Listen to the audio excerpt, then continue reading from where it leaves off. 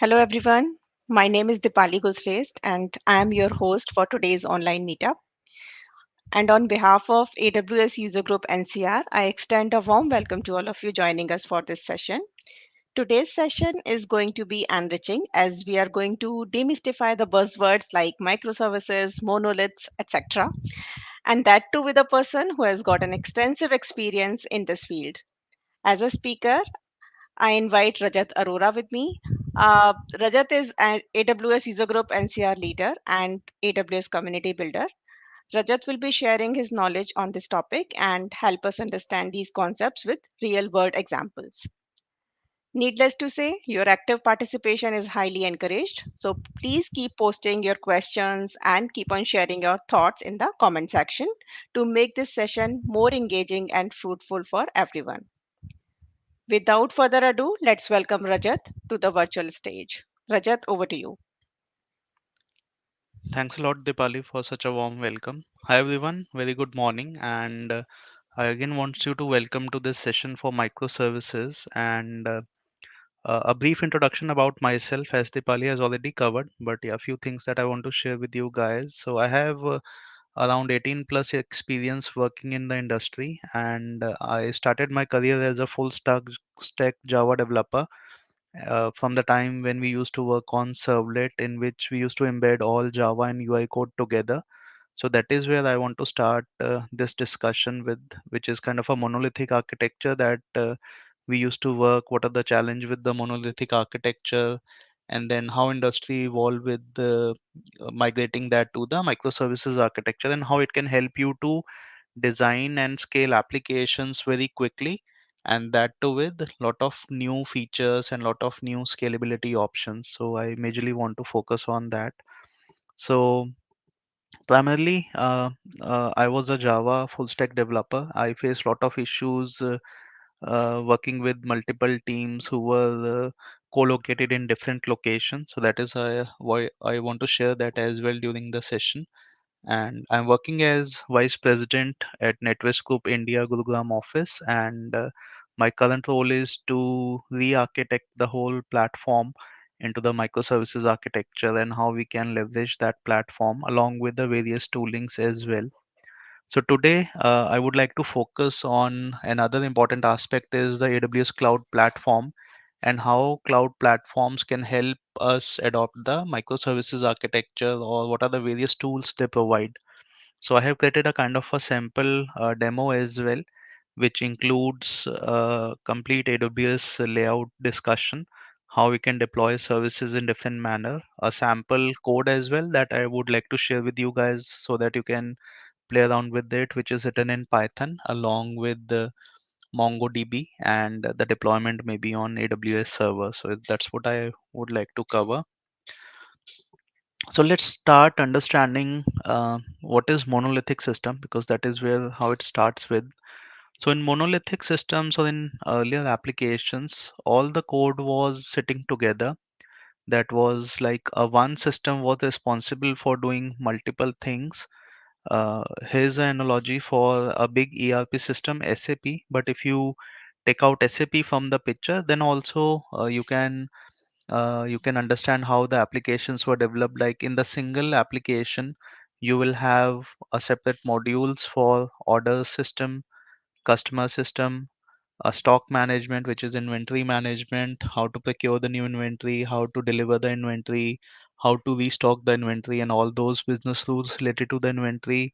Then payments, which started with integration with the online payments with the external banks, then payments using credit cards and debit cards. So it is a big system which works as a whole. It start from customer onboarding, showcasing the orders from various vendors. So it was all part of a big system, and it used to work well. It was not like it was not working in the industry, but as soon as it started scaling, then the problems start coming into that system. Is like you're sharing a huge code base, and you want to do a basic change in the order system. Say you want to introduce a new feature in the order, which is like a discount system or some additional parameters that you want to show on the order other than impacting other system. But as the code was tightly coupled, it was within the same source code management system like Bitbucket or VCS earlier. So you have to check in your code, which ends up having so many different branches because each team is working on their own branch.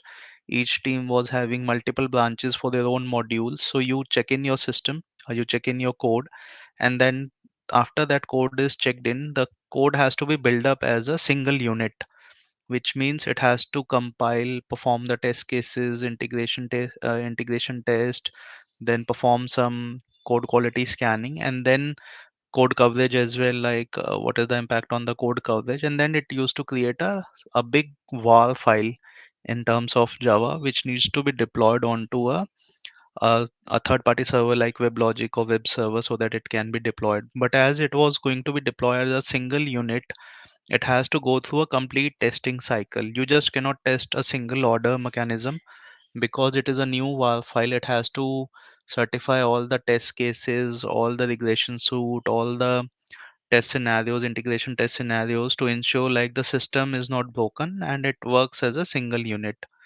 which eventually started ending up. It is it is getting difficult to take up the smaller changes to the production. So you have to work with multiple teams, you have to merge multiple changes together because it is a big effort. Like you cannot just wait and spend time of say testing of 2 weeks of testing time on just a basic feature. So what team started doing is like they start clubbing multiple features in a single release, and that could span up to say 2 months or 3 months release. So I think started it majorly industry followed a pattern of deploying every quarter. By every quarter end, they started merging 10 or 8 changes from different teams, and then they want to perform a complete testing cycle. So it becomes a lot of bottleneck on different teams, a bottleneck on the testing availability, a testing cycle, and even the testing or the release dates become very specific. So if you miss that deadline, it will be very difficult to include other changes which are even important to the business in the same quarter. Say you are in second month of the quarter, you realize you need to do a new release, you need to do a new feature, but you already missed out the code freeze date for that release. So it becomes very difficult to reach out to market, and the release process in itself becomes very difficult, which has to be simplified. So that is where the challenges started coming into monolithic system. Though they were divided as separate modules, and each module was managed by a separate team which used to be sitting into a different locations, one team in Bangalore, another team in US. They used to work in different time zone, though they were working in a different silos, but the whole application was a single unit for them. So consider another scenario, um, like for some festival season sale in Christmas or in Black Friday sale, you may expect lot of orders. So now you want to make it more scalable, but it was not possible to make just one order system as scalable. You need to design whole of the system scalability, which ends up adding so much infrastructure in the background. So for basic things, you have to scale the whole system, which ends up having too much cost. Again, like too much difficult to make it happen across areas. So those were the problems that we start seeing into and experiencing into the monolithic system. So as I was saying, like when I started my career, I used to work on servlet architecture, and in that servlet, you just have two methods: do get, do post, and in that method, you have to write your Java code, which eventually was generating a UI page, which was rendered on the browser. So even for showcasing a simple change like hello world or hi message or even a simple button color change, it was a big change in the code. It used to create a big jar file which needs to be deployed onto a server. So which made it very difficult to manage and follow. Then came the generation of JSPs, which again did a new thing. You can separate out your UI code from your service code, business logic code, but they were still tightly together, bundled together into a single jar file or a var file, which was a very large file to be deployed. And the only possibility was to have a horizontal auto scaling, which again ends up with a lot of hardware cost and lot of implementation cost as well. But now let's talk what is the generation we are working in is like. So then came the analogy of a microservices architecture. It's not a new thing in the industry. It's been there in the industry for more than 20 years, and many teams have using microservices or a combination of a monolithic plus microservices. So let's try to understand what is actually a microservices is. So microservices with the base definition says like you need to break down your large monolithic system into small independent units which can be worked in an isolation. So you can break down your application in a way like if you have 10 modules, you can break down those the big monolithic into 10 separate modules, or maybe further sub modules inside those 10 modules. And in a way, like if you're making a change to one system, it is not going to impact the other system, or it can be developed and designed independently. That is the main focus of microservices, and it works on the base principle of single responsibility pattern, which means like one microservice is responsible to manage only one object. So in contrast to big monolithic, the microservices says small and focused on doing one thing only, which means it plays around only one object. So we'll cover that in the coming section. So again, like microservices architecture advice, how we can scale down big system into small microservices, but it will not impact the overall functionality or the overall user experience of the end user. So end users still feel it as like a single system, but internally it will be multiple small system or small subsystem which are very closely related, and they are communicating to each other very frequently, and they are working as a single system. So it also helps in reducing the single point of failure. So in case, say in case of monolithic, if there is a performance issue in order system, it used to impact its ripple effect on the other systems as well, like customer system and other system. And another drawback in the monolithic was you need to use a single runtime or a single language. So you have to design whole monolithic in the same language because it consists the underlying runtime as well. So whereas microservices says like for each unit, each team, you can have your own language preference. They can choose a separate architecture for their module, and they will be playing around with the single responsibility pattern, and they play around with the single business domain. So I want to take share an example of uh, a car building. So you can see like consider this car as a whole, a big system which gives a functionality of a transport from one place to another. But if you see like if you break down the car into various subsystems, you can see like we have wheels, which can be a separate system which can be designed by other team. Then we can talk about the door can be managed by some other team. The rear window, the back window, front window, all these things can be managed by a separate teams, and they can be tied together to work as a single unit. So here you can see like in the door you can see a fancy image of a bird and a cityscape you can see here. So in this team they might have thought to design some colorful thing. So they have the independence now until they specify to the specification that is being agreed, like the dimension of the door and the functionality of the door. But they are free to change any other things as per their own cycle. They don't have to wait for whole of the car to be redesigned. They can redesign a small part, and they can just make that change. Again, like there may be times when those changes may be dependent on the other systems as well, but it is like a kind of a minimal impact on the other system. Similar in the case like wheel, if you want to just change the wheel from the back of the car, you are free to change it, and it will not impact the functionality of the car. So those teams can now work in isolation, which helps in actually increasing the velocity of the development which is going on. So again, like related to the first analogy that I have given, in case we need to make changes into wheel and door and maybe rear window together. So we merged that into a common release, which we agreed like we go after 1 quarter, we define all the changes, we decide when to do a code freeze. So if there is a delay in the say wheel design or any bug which is being encountered in the wheel design, it impacts the release of the other two components, which is door and the rear window.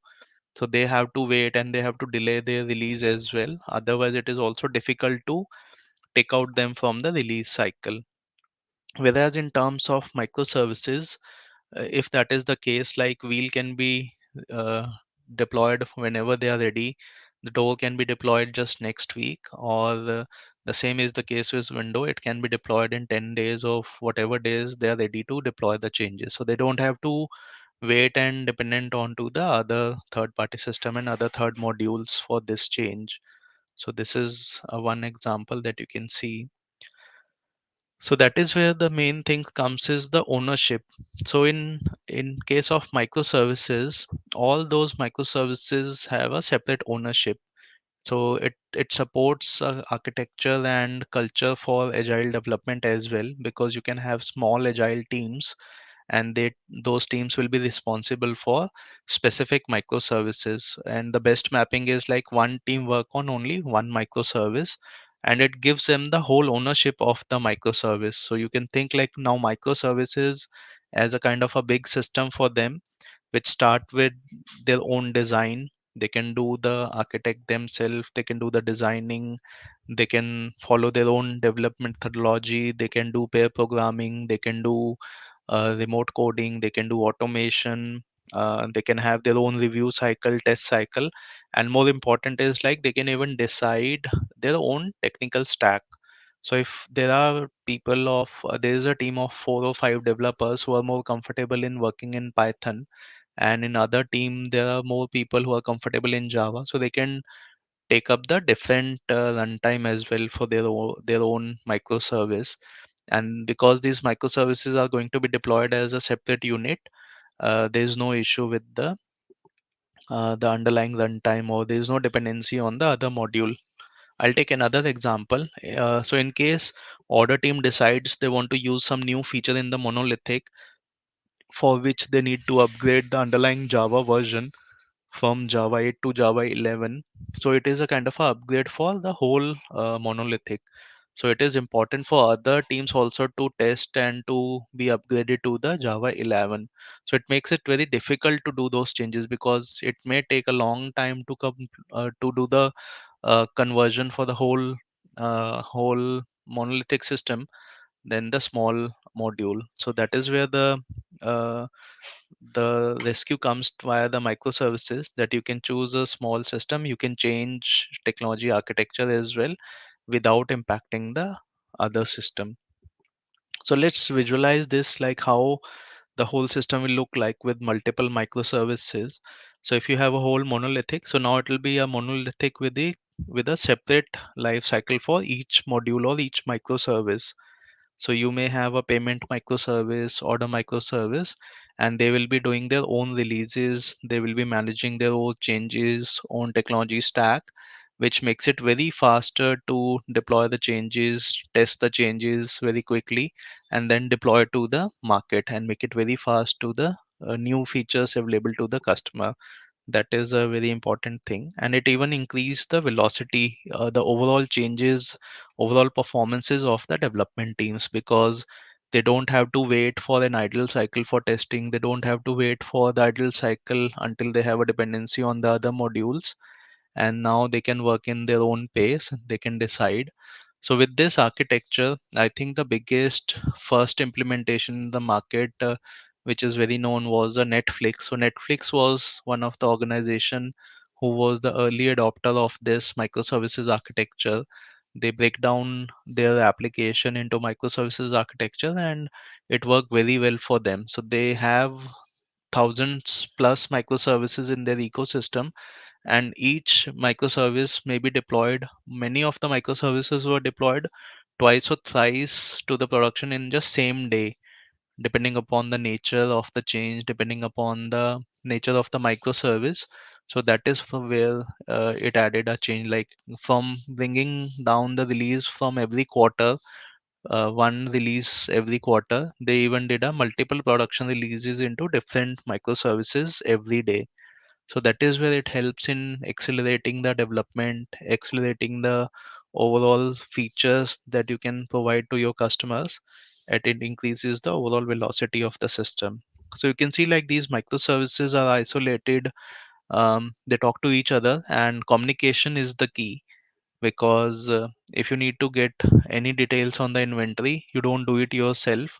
You connect to the separate microservice and then you get those details from that microservice. So this communication majorly happens over the API, and primarily over the REST API, because it makes it very lightweight service to be deployed onto HTTP protocol and transfer data between each service over HTTP protocol.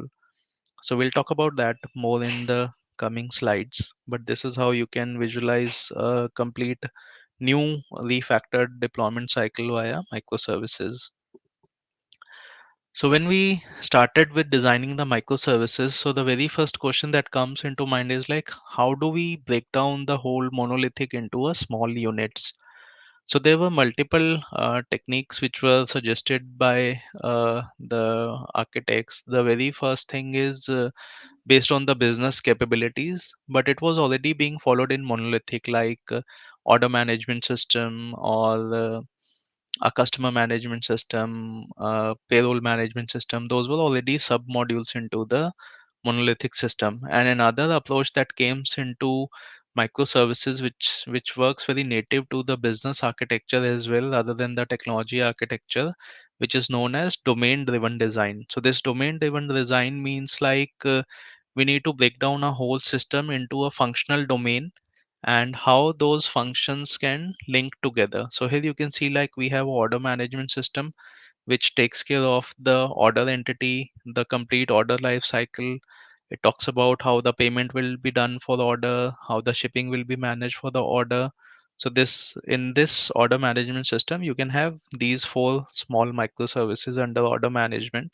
Similar for customer management, you may have inquiry system, complaint system.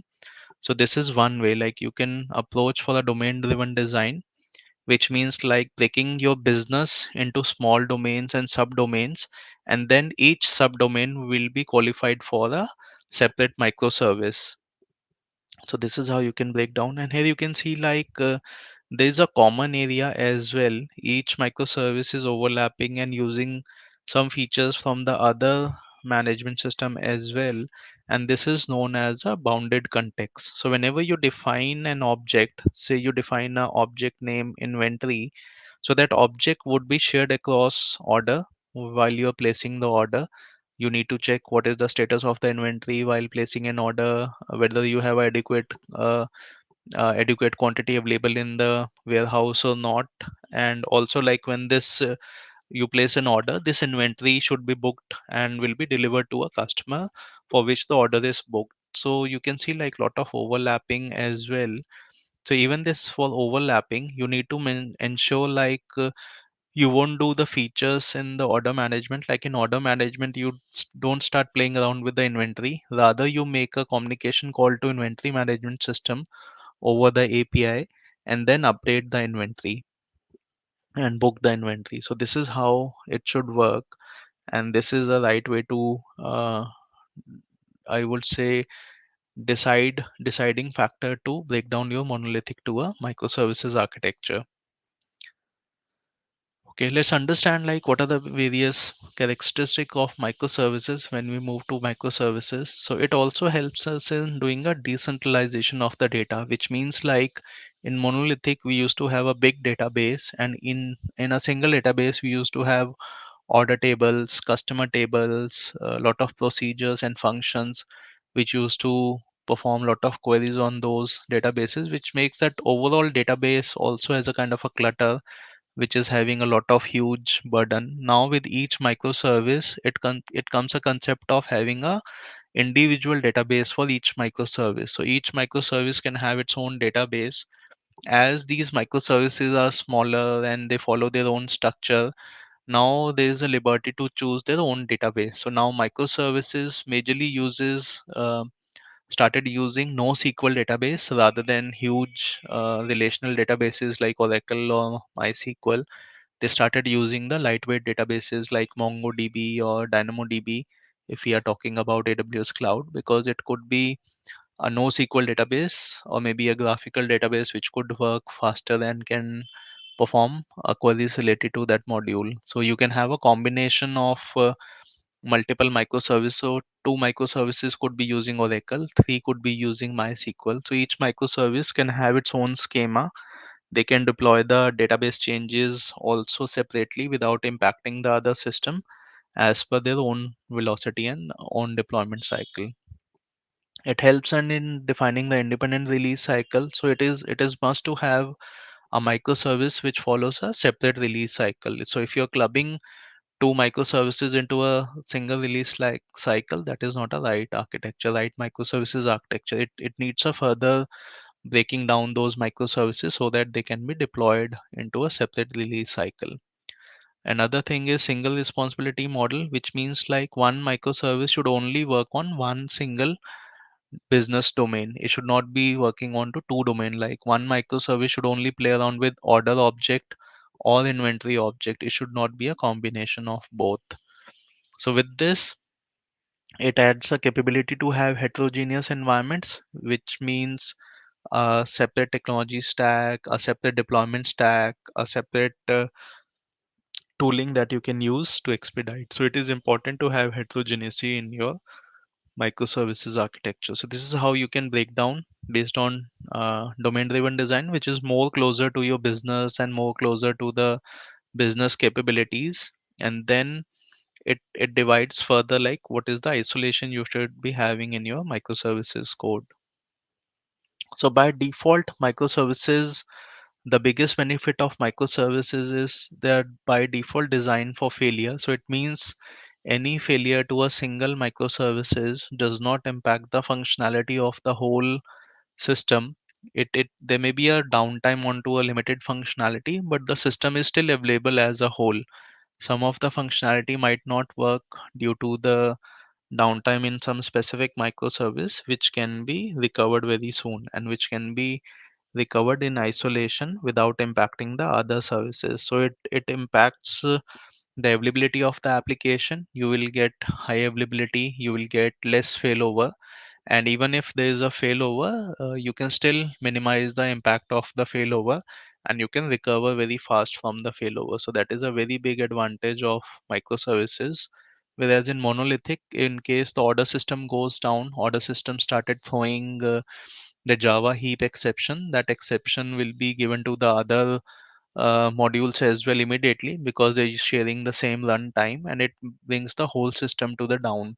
Whereas in microservices, it only impacts a limited area, a limited microservice area, and it can be recovered very soon, very quickly. So let's take one case study. It is one of the project that I did in my past for one of our client, and they were majorly using the SAP ERP system for their order management system and other inventory management system. And the issue was like being SAP a huge system. First of all, it has a lot of background infrastructure. A very huge infrastructure was there. And another limitation was like in case they want to design something that they want to expose to the customer, there was a lot of dependency on the SAP to provide the thing. So that is how what we have done. We have break down that um, experience into a small module which we call it as CCMS, customer management system. And this customer management system was majorly for playing an order online. So now there will be multiple channels defined using which customer can access the website and place an order, like mobile application, web application, other online areas like API, and there were few other applications using which they can interact with the system. There was a API gateway layer and identity management layer which was introduced in between for the authentication and authorization for the order. And then it comes the microservices, where we have a separate microservice for syncing data between SAP and microservice database. Then we used to have a complete CRUD operation, which is create, read, update, and delete operations onto the customer object and order object. And then there was a fine grain authorizations allowed, like which person is allowed to place order for which inventory. Those things were also governed. And in the background, it used to connect with the SAP over the SAP gateway and the SAP process integration, which is provided by SAP. So this is a high level architecture.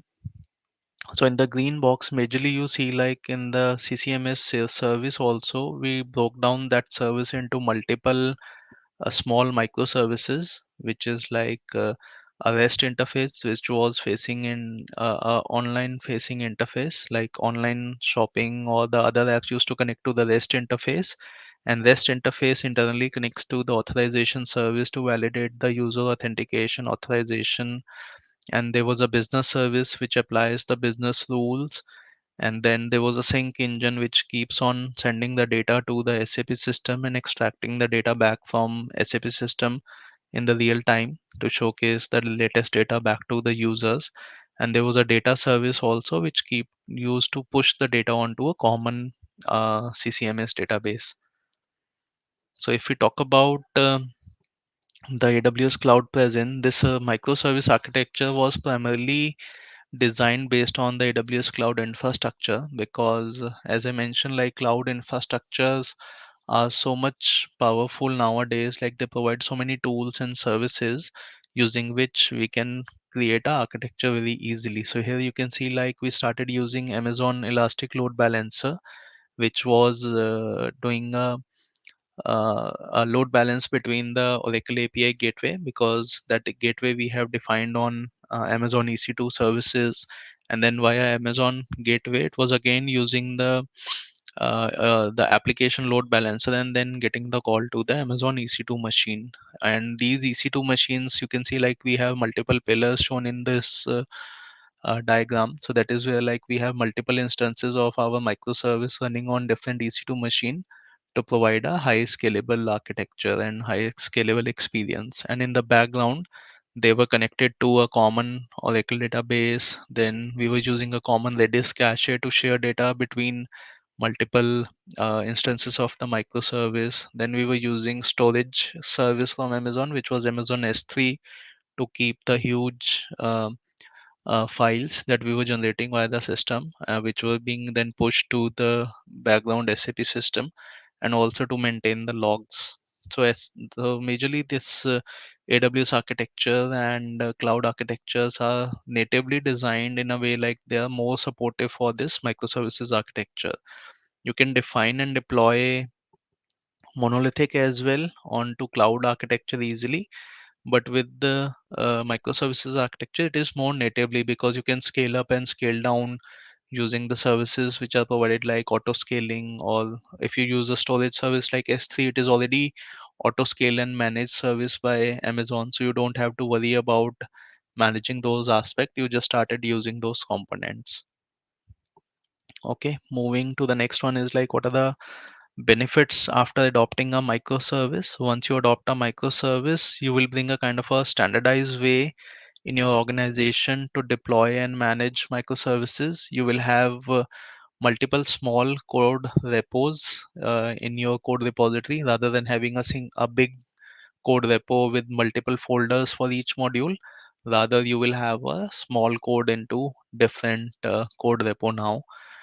It'll make it very quick to market. Like you can use your own basic automation for deployment. So now tools available like GitLab and GitHub, in which you can design continuous integration, continuous deployment, and continuous delivery as well, which means as soon as you check in your code, that code will be automatically built up by the continuous integration tooling.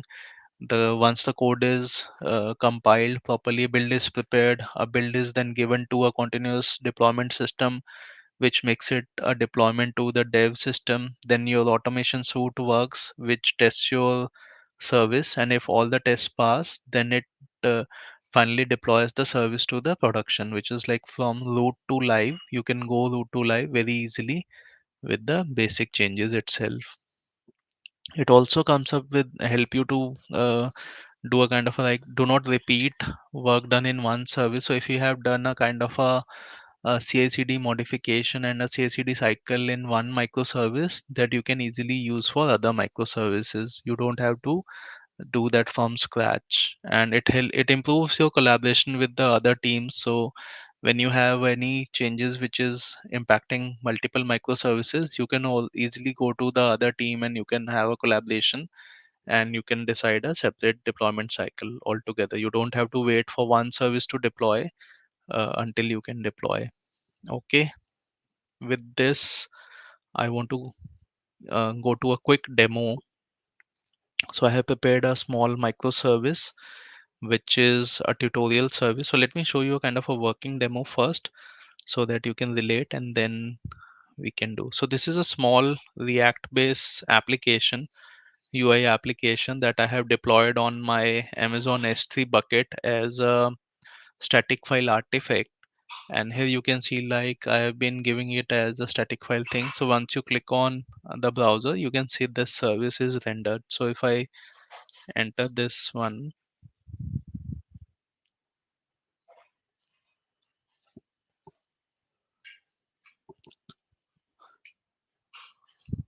look like there's a wrong URL. Yeah, so this is the one.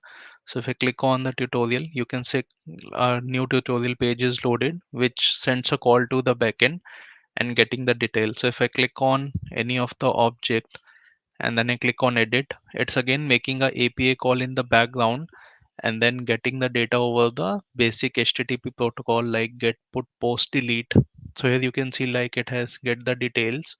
The status for this book is published. So I'll say let's unpublish this. So I click on unpublish. It's made a API call. And then if I click back onto the main list, if I click here, now you can see, like, status is being put to pending from the published. So this is how you can see, like, this UI is defined and designed as a separate unit. So you can think of a UI as a separate microservice, and then the tutorial service in the background is working as a REST API, and they're talking to each other over the network layer.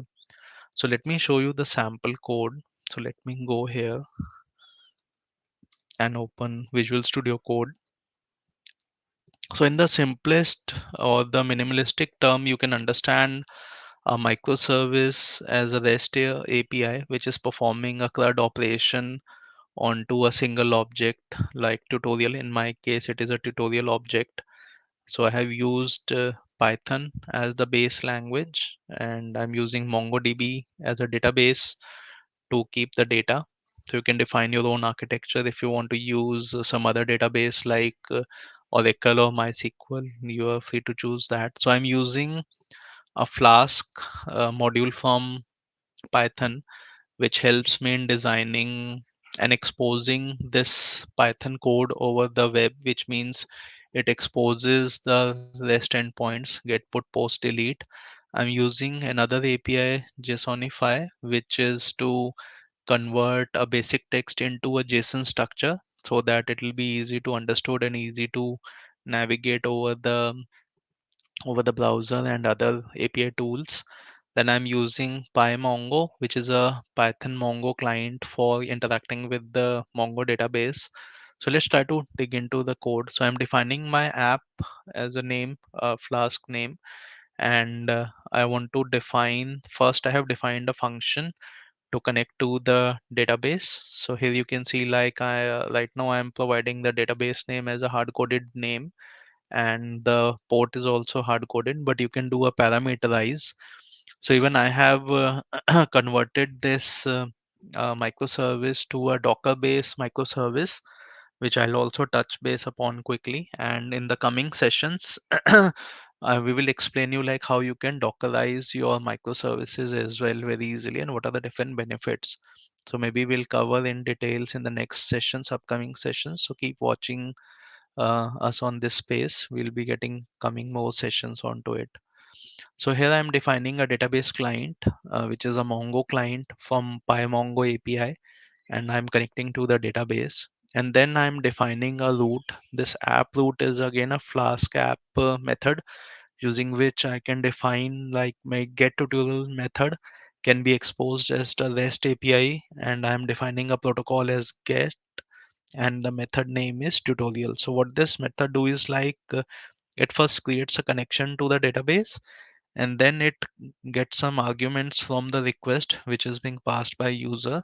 Based on that, it defines a query, and that query is been executed using the db module.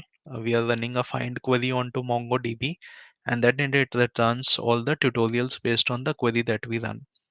And in terms of that, we are running a for loop, for which like if you are getting multiple tutorial, we are converting them to a single JSON structure, and then in the end we are returning the we are JSONifying this text result to return a JSON response. So let me start my service first. So I use the default names app.py, and I'm just running it as a Python on my local system. But you can deploy it as a container, you can deploy it as a executable app, which maybe we cover in detail in the upcoming sessions, how you can dockerize the Python apps. So here you can see like now the service is running on my local host, and I want to use a tool called Postman. So this Postman is a kind of a REST client that you can use to invoke REST API call. So here I have defined a tutorials module. In this, I'm want to make a call to localhost on port number 5000, where my Python module is running, and I want to perform a get operation which is being selected here. So if I send a query using Postman, it sends a query to my Python code, and that Python code is getting the data from my MongoDB database. So if I go to my MongoDB database, so this is the database where actually the data is stored. So let's try to create a new object just to see how it works. So let me go for a post operation, which is creating a new book. So let me create a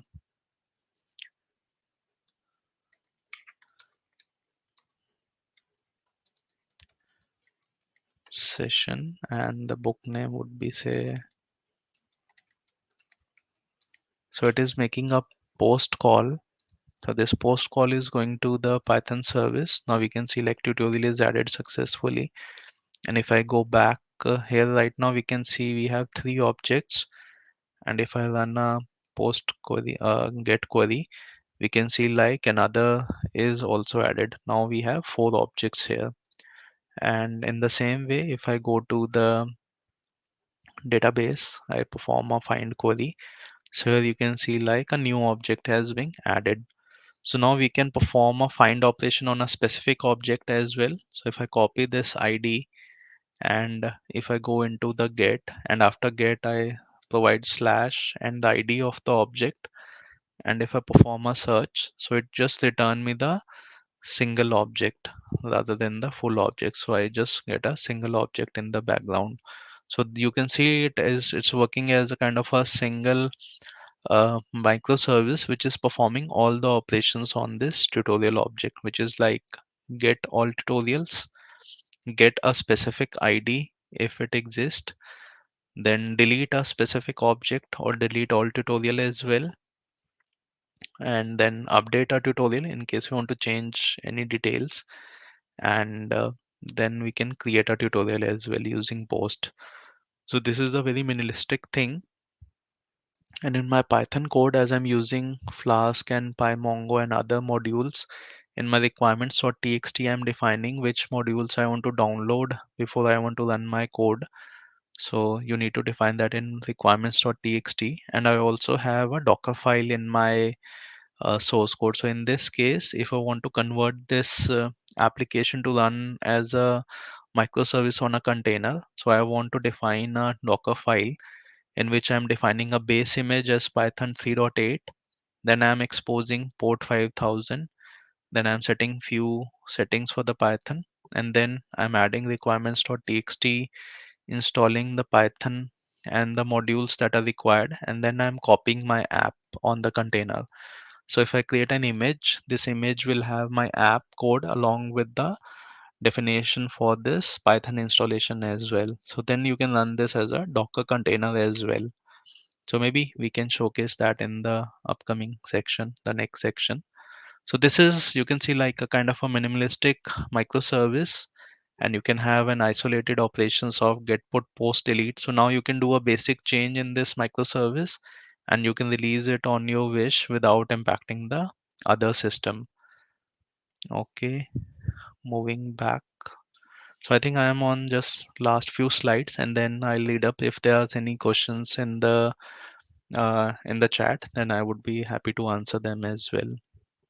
Okay, so we talk about monolithic, how it can be broken down into microservices for higher availability, and then we talk about benefits, characteristics of microservice, and even a sample of a basic microservice, how it can be defined. So let's talk about what are the drawbacks of microservices as well. So everything has its own pros and cons. So microservices is not a system or a solution like one size fit all. So it's not wise to start from microservices as it is very popular. It's very easy to experiment as well. Like you start with the microservice architecture, later on you feel like it's not working for you. So you still have a flexibility to change that architecture. So that is why it is very popular, because it is very inexpensive to start with and inexpensive to even do an experiment with. You don't need much time to set up the system, you don't need much time to set up a whole ecosystem. You can start with basic things, and later on if you think like things are not working, you can break it down into a different architecture as well. Whereas what people have started doing is like they started from microservices and they then converted them into the monolithic as well. So I'll take one example, a recent example. Amazon Prime, they defined a big ecosystem over a microservices architecture, but it was not working for them. So they have to bring it down and again go back to the monolithic system to provide a better user experience, save cost on the infrastructure. So it means like microservices is not a fit for all system. So you have to understand your business domain, the technology capability within your organization, and based on that you can decide what is the right architecture for you. So there were many people who used to have monolithic system just for the fancy word and just for the things of I would say increment. They converted their application to microservices, and instead of getting a help, they will even get screwed into that architectural shift.